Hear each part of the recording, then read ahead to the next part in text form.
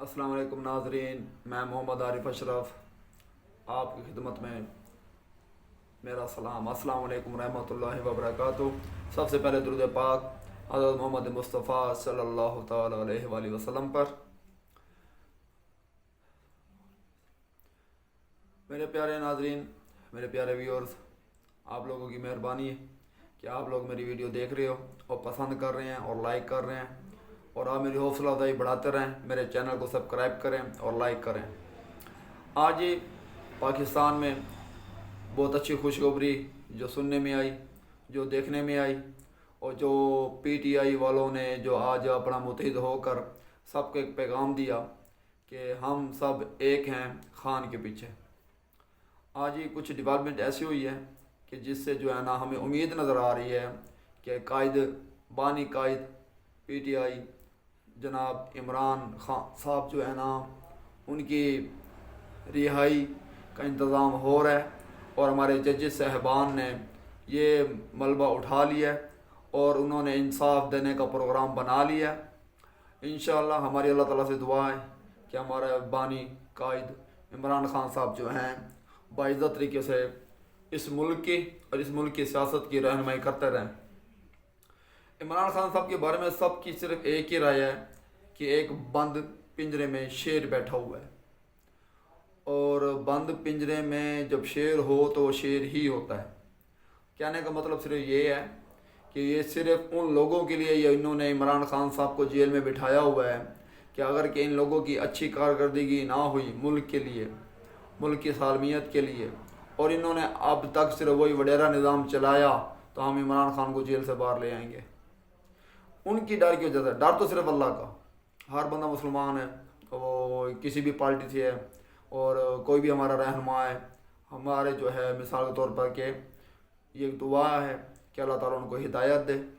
مگر سیاست کے نظریے سے میں اس لیے بات کر رہا ہوں کہ عمران خان صاحب کو جیل میں رکھا ہوا ہے صرف اس لیے کہ یہ کئی زمانے پہلے صلاح الدین ایوبی جو نامور شخصیت جن کو اللہ تعالیٰ نے اتنی توفیق بخشی کہ انہوں نے ایک بار پھر جب مسلمانوں کا زوال تھا انہوں نے آ کے دین اسلام کا جھنڈا گاڑ دیا تھا۔ یہ جتنے بڑے سمجھو کہ اپنے آپ کو سپر پاور سمجھتے ہیں اور اپنے آپ کو جو ہے نا بہت اوپن مائنڈ سمجھتے ہیں، اور اپنے آپ کو جو ہے نا ایک بہت سمجھدار لوگ سمجھتے ہیں، یعنی میں سیدھی بات کرتا ہوں کہ جیسے کہ مثال کے طور پہ امریکہ ہو گیا، یورپ ہو گیا، انگلینڈ ہو گیا، اور خاص طور پہ یہودی ایجنڈا اسرائیل ہو گیا، وہ یہ سمجھتے ہیں کہ جو ہماری جو پالیسی ہیں یہ جو ہے یہ پوری دنیا کو چلا رہی ہیں، اور بزدل اتنے ہیں کہ صرف ایک بندے سے مسلمان، حقیقتاً مسلمان جو حقیقتاً مسلمان ہے، وہ صرف اگر ایک بھی کھڑا ہو جائے نا، ایک مسلمان بن کے اللہ کا بندہ بن کے کھڑا ہو جائے، یقین کرو ان سب کی جو ہے نا ہوائیں نکل جاتی ہیں، ان سب کے اندر جو ہے نا وہ خوف پیدا ہو جاتا ہے کہ کہیں پھر ان مسلمانوں کے اندر صلاح الدین ایوبی جیسا کوئی غیرت مند لیڈر پیدا نہ ہو جائے۔ جب وہ دیکھتے ہیں کہ کچھ عرصے پیچھے یا کچھ سال پہلے کہ جو بھی ایک لیڈر جو ہے اس پاکستان کے اندر مقبولیت حاصل کر لیتا تھا تو یہ اس کو جو ہے نا عیاشیوں میں ڈال دیتے تھے، عیاشیوں میں ڈال کے ان کو بنگلے، گاڑیاں اور نعوذ باللہ پتہ نہیں کیسے کیسے ان کو استعمال کیا جاتا ہے ان کو، اور جو ہے ان کو ایک جو ہے نا جو وہ سوچ بنا کے آتے ہیں پاکستان کی وزیر اعظم کی سیٹ پہ جب بیٹھتے ہیں تو ان کی وہ سوچ ختم کر دیتے تھے یہ لوگ۔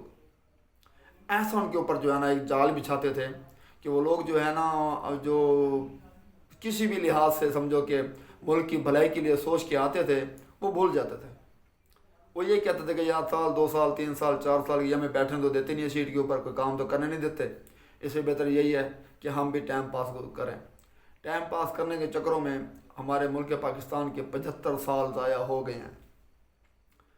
اب جی جناب محمد عمران خان صاحب نیازی صاحب پاکستان کے لیڈر جنہوں نے 25 سال اس ملک میں محنت کی، اور یہ سوچنے کی بات یہ ہے کہ 25 سال اس کو لگ گئے اس ملک کی قوم کی یعنی پاکستانی قوم کو شعور دیتے دیتے دیتے 25 سال گزر گئے، और समझने वाले बंदे जो होते हैं वो 25 दिन में समझ जाते हैं, 25 महीनों में समझ जाते हैं। यार चलो इतना लेट कर जाते तो 25 महीने ले लेते हैं। मगर इमरान खान ने इस कौम को शऊर देते देते 25 साल लगा दिए, और 25 साल बाद जाके इस कौम को समझ आई कि वाकई इस कौम, इस मुल्क के साथ जबरन ज़्यादती हो रही है। एक मिसाल हमारे जो है ना सराइकी में बहुत मशहूर है कि एक भैंस को जो ना वो कौवे खा रहे थे। तो एक बंदा आया, उसने कहा यार भैंस ज़िंदा है और उसको जो है ना सारे कौवे मिल के खा रहे हैं, तो ये तो भैंस जो है ना बहुत अजियत बर्दाश्त कर रही है। तो उसने जाकर उस कौवों को सबको ना उड़ा दिया। जब उनको उड़ा दिया तो समझो कि भैंस जो है ना फिर रो पड़ी। उसने कहा ये तूने क्या किया? उसने कहा मैंने तो ऐसा नेकी की है यार कि तुझे ये नोच नोच के खा रहे थे और मैंने इनको उड़ा दिया है ताकि तेरी अजियत कम हो और तुम जो है ना इस तकलीफ़ से बाहर निकलें। उसने कहा कि ये तो जो खा रहे थे ये तो इनका पेट तो फुल हो गया था, ये तो समझो कि इनका पेट रज गया था, और समझो कि तुमने जो आगे इनको उड़ाया है, अब जब इनकी जगह पर जो दूसरे कौवे आएंगे वो इससे ज़्यादा ज़ालिम तरीके से मुझे नोचेंगे और ज़ालिम तरीके से खाएंगे, तो मुझे तो और अजियत मेरी बढ़ जाएगी। तो उस बंदे को उसकी बात समझ आई। तो वही हाल भैंस वाला जो है वो हमारे मुल्क के साथ हुआ। यानी कि एक की आदत आती है, साल 2 साल 3 साल बैठती है, ये इतनी जैसे कि हमारे पाकिस्तानी कौमी क्रिकेट टीम के कप्तान तब्दील होते हैं उसी तरीके से जो है हमारे मुल्क के वज़ीर आज़म भी तब्दील हो जाते हैं। यानी कि 6 महीने उसको दे, साल उसको दे, 2 साल उसको दे, 5 साल किसी को नहीं पूरे करने दिए। और माने ताने जो सियासत के बादशाह हैं जो हमारी नज़र में हैं, जो गेम घुमाना जानते हैं, आसिफ अली ज़रदारी साहब वो जो हैं सीट पे आके बैठ गए हैं, और अल्लाह ताला उनको हिदायत देगा इंशाअल्लाह कि वो भी मुल्क की बेहतरी के लिए अच्छे फ़ैसले करेंगे।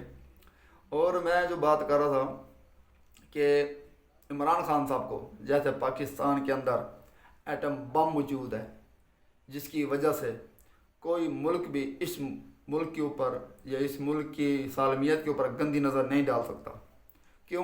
क्योंकि सबको पता है कि इस मुल्क में जो है एटम बम मौजूद है।